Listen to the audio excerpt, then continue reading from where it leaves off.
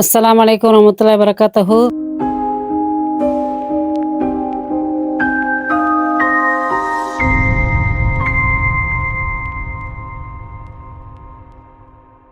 Friends எல்லாரும் எப்படி இருக்கீங்க? நல்லா இருக்கீங்களா? இப்போ பார்த்தீங்கன்னா ஃப்ரெண்ட்ஸ், நம்ம போன வீடியோவில் ஒரு கமெண்டில் நம்ம சப்ஸ்கிரைபர் கேட்டிருந்தாங்க. கிறிஸ்டோபர் சாம்பல்னு சொல்லி என்ன கேட்டிருந்தாங்கன்னா, நீங்கள் பழைய வீட்டில் இருந்திருக்கலாம்ல, ஏன் அந்த வீட்டில் இருந்து நின்றுட்டீங்க அப்படின்னு சொல்லி கேள்வி கேட்டிருந்தாங்க. என்னன்னு சொல்லுங்க வேத. அதாவது நல்லதான் பெய்கிட்டு இருந்துச்சு. அதாவது அந்த வீட்டில் நம்ம 5 வருஷம் வேலை பார்த்தோங்க. 5 வருஷம் நாங்கள் இருந்தோம். 2 வருஷத்துக்கு ஒரு தடவை நாங்கள் போயிட்டு வந்தோம். ஆமாம், 2 வருஷத்துக்கு ஒரு தடவை போயிட்டு வந்துட்டோம் பார்த்தீங்க. ஆனால் என்னென்னா கரெக்டாக பெய்கிட்டு இருந்துச்சு. நம்ம போகும்போது பார்த்தீங்கன்னா ஒரு சம்மந்தம் வந்தாங்க. அதுக்கப்புறம் பார்த்தீங்கன்னா நம்ம 2 வருஷத்துக்கு அப்புறம் கூட்டி கேட்டோம். அதாவது 2 வருஷம் ஆகிட்டு நாங்கள் அதனால சம்பளம் கொஞ்சம் எங்களுக்கு காண மாட்டேக்கு ஜாஸ்தியாக வேணும்னு சொல்லி கேட்டோன்னையும் சரின்ட்டு ஒரு 200 கூட்டினாங்க.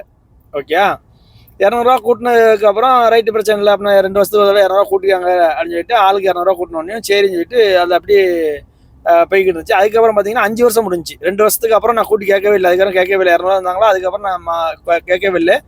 அதுக்கப்புறம் பார்த்தீங்கன்னா 5 வருஷத்துக்கு அப்புறம் திருப்பி நான் கேட்டேன். 5 வருஷம் முடிஞ்ச உடனே திருப்பி நான் கேட்டேன், இந்த மாதிரி எனக்கு சம்பளம் உனக்கு ஜாஸ்தியாக தாங்க, ஏன்னா எனக்கு காணலை, எனக்கு சம்பளம் காணலை, இங்கே உள்ள விலைவாசிகள்லாம் அந்த அளவுக்கு இருக்குது, அதனால எனக்கு வேணும்னு சொன்னோடனே அவங்க என்ன சொல்லிட்டாங்கன்னா, இல்லை என்னால் கொடுக்க முடியாது. அதாவது 2 வருஷத்துக்கு அப்புறம் 200 கூட்டினவங்க லாஜிக் படி பார்த்தோம்னா 2 வருஷத்துக்கு 200 கூட்டினாங்கன்னா அடுத்த 2 வருஷத்துக்கு அவங்க அதே மாதிரி 200 அவங்க கூட்டி இருந்திருக்கணும். அதான் முறை. ஆனால் அவங்க என்ன செஞ்சாங்கன்னா தரமாட்டேன்னு சொல்லிட்டாங்க. தரமாட்டேன்னு சொன்ன உடனேயும் அப்போ அதில் சரி இல்லை அப்போ நான் தரமாட்டீங்கன்னா அப்போ எனக்கு செட் ஆகாது, எனக்கு கண்டிப்பாக வேணும் அப்படிங்கிறதுல கொஞ்சம் கேட்டு பார்த்தோம். அவங்க தரமாட்டேன்னு சொன்ன உடனேயும் சரி அப்புறம் நாங்கள் ஊருக்கு போகிறோம் அப்படிங்கிற ஊருக்கு வேணும் சொல்லிட்டு. ஆமாம், சரியா. அதில் வேற ஒய்ஃப் வேற என்ன சொன்னாங்கன்னா, அந்த நேரம் நம்ம பிள்ளைகள் கூட போய் இருப்போம், நம்ம போதும், நம்ம இங்கே இருக்க வேண்டாம், நம்ம ஊர்லேயே போய் இருப்போம். இவங்க அடிக்கடி ஒய்ஃப் என்கிட்ட சொல்லிகிட்டே இருந்தாப்புல. அந்த ஒரு விஷயம் மண்டல இருந்துகிட்டே இருந்துச்சா, நம்ம வேற சம்பளம் வேற கூட்டி வேற கேட்டோமா, இவங்களும் தரலன்னொடனே அப்புறம் ரைட் அப்புறம் ஊருக்கு போயிடுவோம் அப்படிங்கிற அந்த ஒரு தாட் வந்துட்டு சரி ரைட் அப்படின்னு சொல்லிட்டு அப்புறம் அவங்கள்ட்ட பேசி அப்புறம் எங்களால் இவ்வளோ. ஆனால் அவர் லாஸ்ட் வரைக்கும் எங்கள் ஓனர் சொன்னாப்புல, உனக்கு நான் நீ கொஞ்சம் இரு, நான் உனக்கு எங்கள் ஆஃபீஸ்லலாம் கொஞ்சம் விசாரிச்சுட்டு எப்படி செய்யலாம் என்ன செய்யலாம்னு விசாரிச்சுட்டு நான் உனக்கு சம்பளம் கூட்டுறேன் அப்படின்னாரு. இல்லை எனக்கு இப்போ கூட்டுங்க, நீங்கள் சொல்லுங்கள், நீங்கள் அதிகமாக தரேன் நீங்கள் சொல்லுங்கள் உங்கள் வேலை. ஏன்னா நீங்கள் 200 வருஷம் 2 வருஷத்துக்கு அப்புறம் 200 கூட்டினீங்க அப்படிங்கும்போது இப்போ 5 வருஷம் ஆகிட்டு அப்படிங்கும்போது நீங்கள் கூட்டணும், நீங்கள் தாரன்னு சொல்லுங்க, நான் இருக்கிறேன்னு சொன்னேன். இல்லை நான் இப்போ சொல்ல முடியாது, எதாக இருந்தாலும் நான் கொஞ்சம் என்னெல்லாம் பேசிட்டு கொஞ்சம் என்னென்னு பார்த்துட்டு தான் பேசணும் அப்படின்னு என்கிட்ட சொன்னார். சரியா, ஒய்ஃப் வேற வீட்டுக்கு போகணும், ஊருக்கு போகணும், பிள்ளைகள் கூட இருக்கணும்னு சொன்னாப்லையா. ரைட்டு, அப்போனா சரி வராது, அப்புறம் இதுதான் சாக்கு, அப்புறம் இதோட கிளம்பிடுவோம்னு சொல்லிட்டு இல்லை அப்போ நான் ஊருக்கு போகிறேன் அப்படின்னு சரின்னு சொல்லி ஊருக்குள்ள போய் செட்டில் ஆயிடலாம் எல்லாரும் நினைக்கிறது. அதாவது இங்கே இருக்கிற வரைக்கும் என்னென்னா இல்லை நம்ம ஊரில் போய் செட்டில் ஆயிடலாம் அப்படின்னு சொல்லிட்டு நம்ம நினைக்கிறோம். ஆனால் அங்கே போய் நம்ம ஊருக்கு போனக்காதான் தெரியும் அங்கே உள்ள சூழ்நிலை எப்படி வருது அப்படின்னு சொல்லி. கரெக்டாக நம்ம போகவும் கொரோனாவும் ஸ்டார்ட் ஆயிடுச்சு. சரின்னு சொல்லி அப்படி இப்படின்னு சொல்லிட்டு கிளம்பிட்டோம். கிளம்புனா அவங்களுக்கு விடுறதுக்கே மனசு இல்லை, வேற வழி இல்லை, அவங்க சம்பளமும் தரமாட்டான்னு சொல்லிட்டாங்களான்னு சொல்லிட்டு நாங்கள் அந்த ஒரு இதுலேயே நாங்கள் கிளம்பி போயாச்சு. நம்ம ஊருக்கு போனோம் பாருங்க. ஊருக்கு போய் கரெக்டாக ஆமாம், ஊருக்கு போய் ஒரு 2 மாதம் 3 மாதம் நினைக்கிறேன். 3 மாதம் திருப்பி கொரோனா வந்துட்டு ஃபுல்லாக எல்லா இடத்துலையும் லாக்டவுன். ஃபுல்லாக எல்லா இடத்துலையும் லாக்டவுன் ஆனதுக்கப்புறம் நம்ம எங்கேயுமே நவள முடியாத அளவுக்கு போச்சு. அதுக்கப்புறம் அதுக்கிடையில் அந்த பிரச்சனை எல்லாம் நடந்துகிட்டு இருக்கும்போது என்னாச்சு அப்படின்னு சொன்னால் ஒய்ஃபை மட்டும் கூப்பிட்றாப்புல. அதாவது அவங்க மேடம் இருக்காங்க இல்லையா, அதாவது இப்போ வந்திருந்தாங்க பாருங்க எங்கள் ரியாத்துக்கு. அந்த மேடம் ஒய்ஃபை மட்டும் நீ மட்டும் வாங்க, என்னன்னா அவங்க ரிட்டையர் ஆகிட்டாங்க. ஸ்கூலில் டீச்சராக இருந்தாங்க. அவங்களுக்கு தான் நான் காலையில் அவங்கள எடுத்து விடவும் மத்தியானம் கூப்பிடவும் அந்த வேலை தான் பார்த்துக்கிட்டு இருந்தேன் நான்.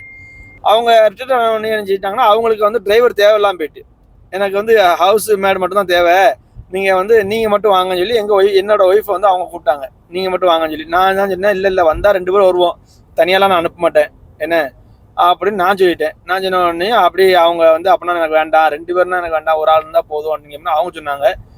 அப்படி போய்கிட்டு இருந்துச்சு. அதுக்கப்புறம் அந்த கொரோனாவில் பார்த்தீங்கன்னா எங்கேயுமே போக முடியாத சூழ்நிலைக்கு வந்துட்டு ரைட் அடிஞ்சிட்டு அவங்களுக்கு இப்போ டிரைவர் வேண்டாம்னு சொல்லிட்டாங்களா அப்படிங்களா. அப்போ நம்ம போனால் ஃபேமிலியோட தான் போகணும், தனியாக போக வேண்டாம்.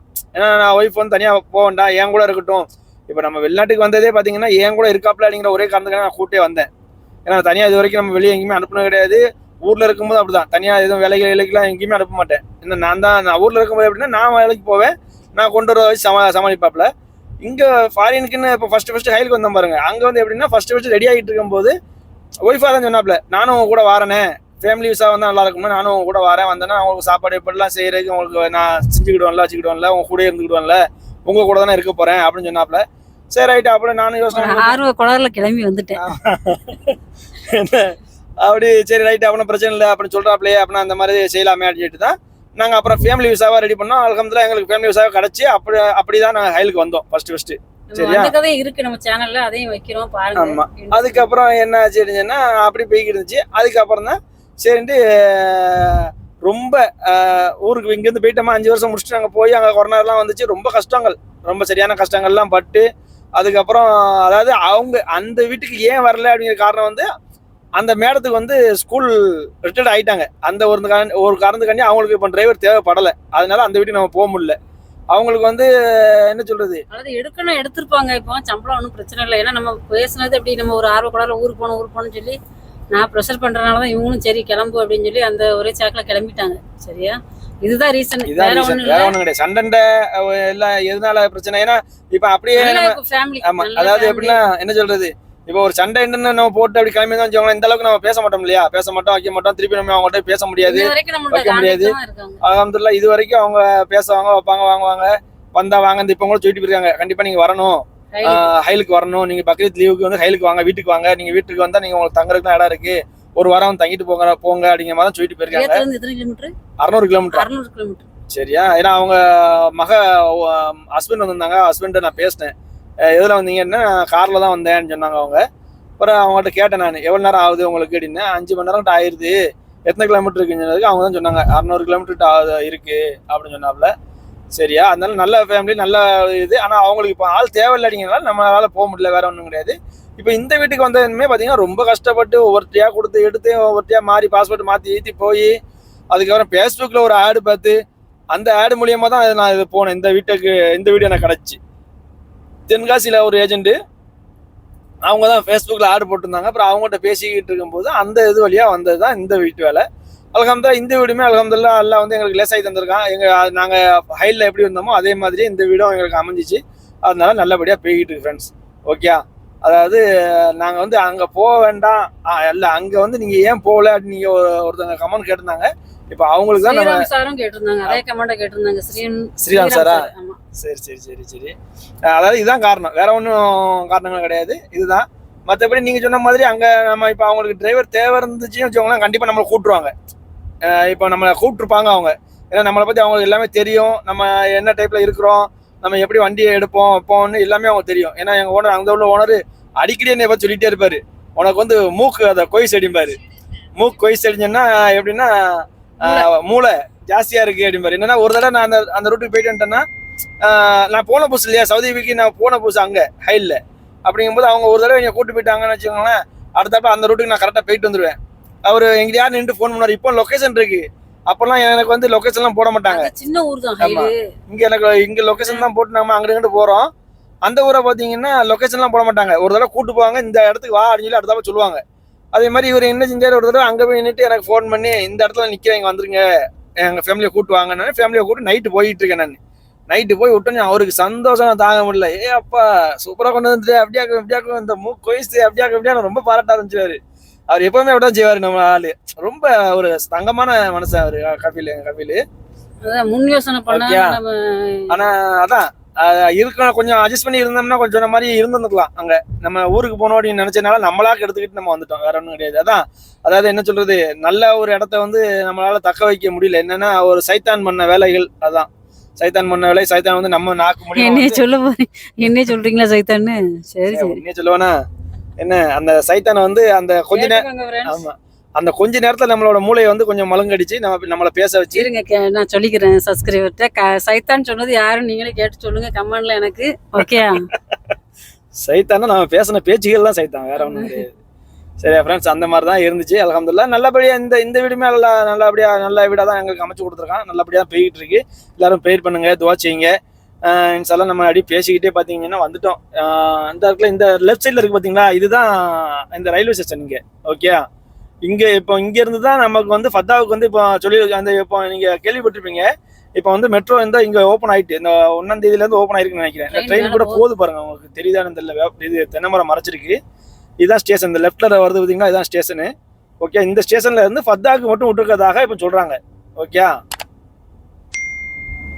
நல்லா ஸ்டேஷனே பாருங்க, ஒரு இதாக இருக்கும், நல்லா பார்க்கறதுக்கு ஒரு வித்தியாசமாக இருக்கும் ஸ்டேஷன். தெரியுதா உங்களுக்கு லெஃப்டில்? ஓகே ஃப்ரெண்ட்ஸ், இப்போ இங்கேருந்து தான் ஃபத்தாவுக்கு இது ட்ரெயின் வந்து போகுது. இன்ஷால்லா நம்மளும் ஒரு நாள் இங்கேருந்து போய் பார்க்கணும். இது வந்து எப்போ போகலான்னு பார்த்தீங்கன்னு சொன்னால், நம்ம ஓனர் ஃபேமிலி எங்கேயாவது வெளியூர் இது ஃபாரின் ஏரியா எங்கேயாவது டூர் போவாங்க. அந்த நேரம் பார்த்தீங்கன்னா நம்ம வந்து வண்டி காரை எங்கேயா நிப்பாட்டிட்டு என்ன நம்ம அந்த ட்ரெயினில் ஏறி ஒரு தடவை போயிட்டு வருவோம். ஓகே ஃப்ரெண்ட்ஸ், சரி ஃப்ரெண்ட்ஸ், இப்போ நம்ம வீடு வந்துட்டு நம்ம போயிட்டு வீடு எங்கே வர இன்னும் இருக்குது, இன்னும் ஒரு எப்படியும் ஒரு இங்கேருந்து பார்த்தீங்கன்னா இன்னும் ஒரு 5-6 கிலோமீட்டர் இருக்குன்னு வச்சுக்கோங்களேன். சரியா, நம்ம போயிட்டு அடுத்த மேலே போத்துவாங்க ட்ரெயின். தெரியுதா உங்களுக்கு? மேலே ட்ரெயின் ஸ்டேஷனுக்கு வருது இப்போ தான் ட்ரெயின். ஓகே, நம்ம போயிட்டு அது போக என்ன வேலைகள் இருக்குன்னு சொல்லி நான் பார்க்குறேன்.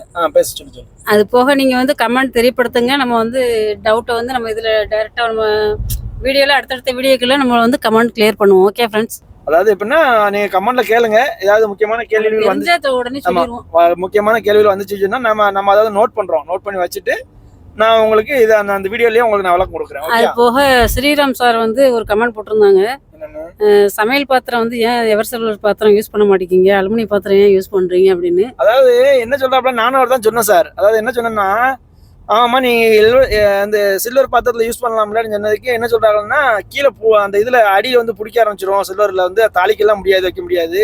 அந்த மசாலா எல்லாம் போட்டு தாளிக்கும் போது என்ன கீழே பிடிக்கும் அப்படிங்கிற மாதிரி சொல்றாங்க. அது உண்மைதானோ எனக்கு தெரிய மாட்டேங்கல, என்ன ஏமாத்துறாப்லையா அப்படிங்கிறது தெரியல.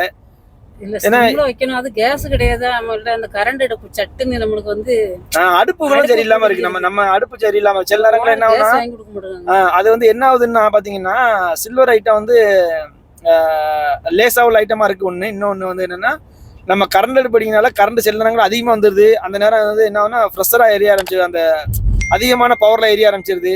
சில நேரங்கள்ல வரமாட்டேக்கு, அது லோவா இருக்குது. சரி லோவா தானே இருக்குது அப்படின்னு சொல்லிட்டு நம்ம வச்சுட்டு போனோம்னு வச்சுக்கோங்களேன். இதை என்னன்னா அந்த நேரம் கரண்ட் அதிகமா வர்றதுனால அந்த சில்வர் வந்து செட் ஆகாது அப்படிங்கிற மாதிரி இவங்க சொல்றாப்ல. சரியா, ரொம்ப தேங்க்ஸ். அதுபோல இன்னைக்கு ஏதோ கேட்டிருந்தாங்க, என்னமோ இஞ்சி ஏதோ கிடைக்குமா, மாங்காய் இஞ்சி ஏதோ கிடைக்குமா? இஞ்சி வந்து ஸ்ரீராம் சார் தான் கேட்டிருந்தாங்க. அதுவுமே என்னென்ன மாங்காய் இஞ்சி கிடைக்கும், மாங்காய் இஞ்சி கிடைக்குமா அப்படின்னு இருக்கு. ஆனா ரேட்டு கூட இருக்கு, இங்க இருக்கு, எல்லாமே கிடைக்கும். ஆனா பாத்தீங்கன்னா ரேட்டு ஜாஸ்தி. சரியா, இப்ப சைனா இஞ்சி மட்டும்தான் இங்க ரேட்டு கம்மி. மற்றபடி நம்ம ஊர்ல உள்ள மாங்காய் இஞ்சிலாம் இந்தியா இஞ்சின்னு தனியாவே வச்சிருக்காங்க. மாங்காய் இஞ்சி இந்தியா இஞ்சின்னு சொல்லி தனியா வச்சிருக்காங்க. அது பாத்தீங்கன்னா ரேட் அதிகம். அதனாலதான் நம்மளுக்கு கட்டுப்படி ஆகாது அப்படிங்கிறக்காண்டி வாங்குறது கிடையாது. அது போக இன்னொருத்தவங்க கமெண்ட் கேட்டிருந்தாங்க, நஸ்ரீன் நாசர் அப்படின்னு சொல்லி, உங்களுக்கு எப்படி அரபி தெரியும், ரொம்ப நாளா அங்க இருக்கீங்களா அப்படின்னு சவுதியில அப்படின்னு சொல்லி கேட்டிருந்தாங்க. ஆமா, நான் வந்து 5 வருஷமா இருக்கோம்ல இங்க. 5 வருஷம் ஏற்கனவே 5 வருஷம். இப்ப இந்த வீட்டுக்கு வந்து 2 வருஷம் முடிஞ்சு. அப்ப மொத்தம் 7 வருஷம் ஆகுது. இப்ப 8வது வருஷம் நடந்துகிட்டு இருக்குது. அப்படிங்கும்போது கொஞ்சம் நம்ம அந்த அளவுக்குலாம் அரபி பேச மாட்டோம். ஓரளவுக்கு, அதாவது அவங்க பேசுறதுக்கு நம்ம ஓரளவுக்கு பதில் கொடுக்க முடியும். அவங்க சொல்றது ஓரளவுக்கு தான் புரியும். அதுவும் பாத்தீங்கன்னா ஹைலையாவது ஓரளவுக்கு நல்லா பேசிக்கிட்டும் அவங்க பேசுறது எங்களுக்கு புரியவும் செஞ்சிச்சு. இங்க ரியாத்ல பாத்தீங்கன்னா ரொம்ப இதா இருக்குது, ரொம்ப கஷ்டமா இருந்த மாதிரி தெரியுது. ஏன்னா அவங்க வேற மாதிரி பேசுறாங்க. அதே ஒரு வார்த்தை நம்ம ஹைல பேசிட்டு பாருங்க, அந்த வார்த்தையே இவங்க பேசுறாங்க. ஆனா கொஞ்சம் வேர்டு மாறுது. வேர்டு மாறும்போது நமக்கு அது புரிய மாட்டேங்குது.